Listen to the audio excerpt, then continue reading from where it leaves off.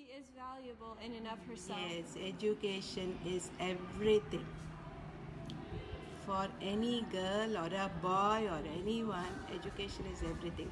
All the more for a girl because she can take care of her family in a different manner, actually.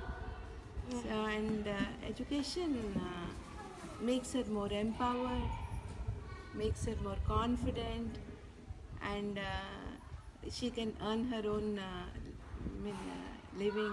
And she can, if a girl can earn, if a woman can earn, this independence, economic independence, makes a lot of difference in her family also. So her way of treatment, people how they treat her, she would have decision making power. She can educate her own children, and it affects in the whole family, like the nutrition, the way she brings up her children.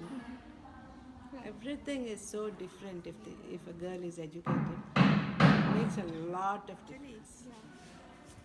In the towns like Kadapa, the schools are very routine. They don't actually give any innovative learning experience. There's no experiential learning at all. So learning becomes very hard and not very interesting. So I wanted to have something innovative. I wanted to have something really, um, a different way of making the children love education, especially in Aarti home, because they come from very poor backgrounds, and there was no connection between their age and their standard. It was, we had to bridge the gap between their age and standard too. So that's very hard with a very routine type of education. So I was always having this idea, but in 2012 I just gave a mail to somebody to get volunteers, and somebody connected me to Zoe.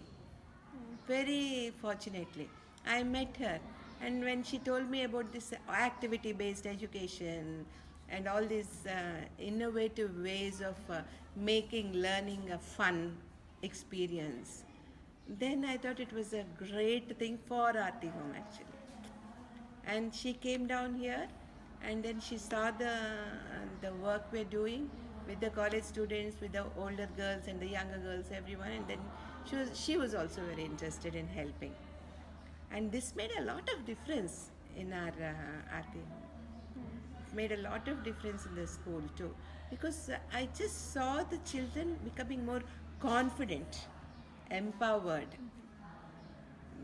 Now there is lot of difference between other schools and our schools. Our children, when they went to, they go, I mean, after 10th they go to intermediate, and that is plus 2, and some people they go to undergrad, and the teacher said your children are different. When somebody comes for interview, it seems a local TV fellow came for interview to talk about some women's empowerment on 8th of March and 24th of January, girls empowerment and all that. And our children, they found it so different.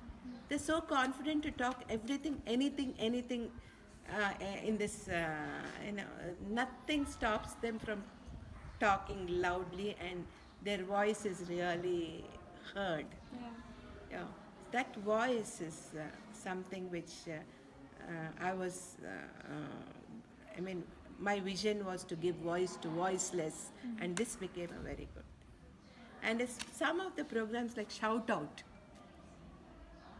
how well it happened. All of them were going. Shout out? Shout Out is, it was a program where everybody told their feelings, how they felt about web, and what their past experience was, how were there in the past, and after these activities how they felt, and their background is very poor. I mean, I don't say poor, uh, very dysfunctional families. They're not very normal anyway. We don't, in Aarti home, not very normal children come here. So when they were talking, all their feelings were out, and they spoke so well, and they themselves never expected they could speak, and I was really surprised and shocked to hear their voice, and I thought the WEP really activities in the WEP made them really very confident, empowered, and they felt they could do anything in life. And that confidence is enough to make them move into this world in a more gentle and There's one girl, Lakshmi, and she is a WEP student, gone through all these activities, but still she was not a healthy girl.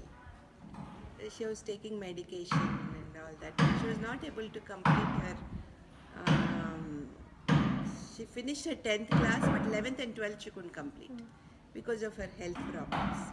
And there's nothing we could do except the medication we used to give.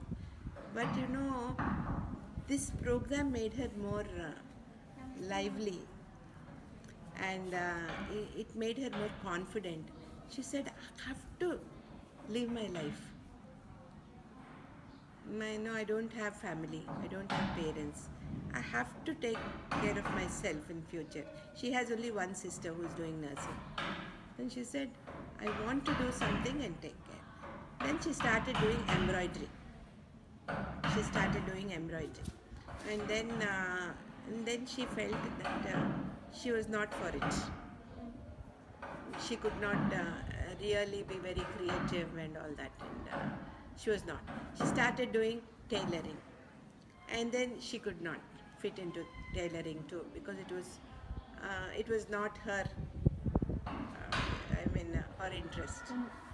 And then she said, okay, I'll do beautician course. Yeah, she did for 2 months. She said, I don't think I can. And then I said, okay, do you want to do the 3 months of auxiliary nursing course? She found it, let me try. I gave her a lot of chances, let me try. And she did that 3 months course, and now she got a job of 7,500. And then it seemed she told in the hospital, she was telling me, anything I will do. That is, in the midst they have to even do the bed pans and all that auxiliary nursing, It's like a bedside nursing, bedside nurse. So she said, I'll do anything, nothing is vain for me. What was the phrase you used last night? Dignity of labor. That was something I'm very happy that in the WEP we induced that dignity of labor into them. Anything she said, she can do. She was not creative to do embroidery. She was not creative to do tailoring, not a beautician course, but here she fitted. So to know yourself takes some time. So we give exposure to everything in the WEP. So that exposure helped her, I'm sure, to shape her career now. And she's a very happy child, happy girl. It's not a big amount.